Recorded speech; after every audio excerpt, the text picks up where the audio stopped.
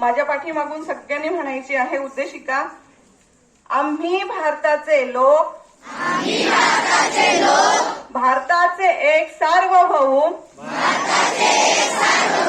समाजवादी धर्मनिरपेक्ष, लोकशाही गणराज्य घडविण्याचा व त्याच्या सर्व नागरिकांस सामाजिक, आर्थिक व राजनैतिक न्याय, विचार अभिव्यक्ती, विश्वास, श्रद्धा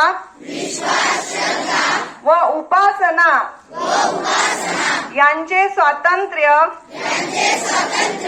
दर्जाची व संधीची समानता निश्चितपणे प्राप्त करून देण्याचा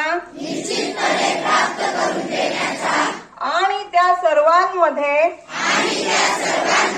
व्यक्तीची प्रतिष्ठा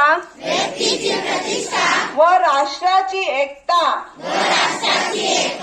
आणि एकात्मता यांचे आश्वासन देणारी बंधुता प्रवर्धित करण्याचा संकल्पपूर्वक निर्धार करून आमच्या संविधान सभेत आज दिनांक 26 नोव्हेंबर 1949 रोजी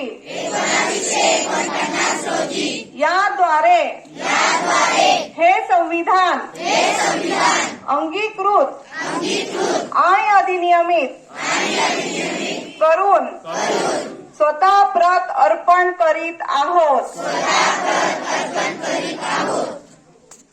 एक साथ विश्राम.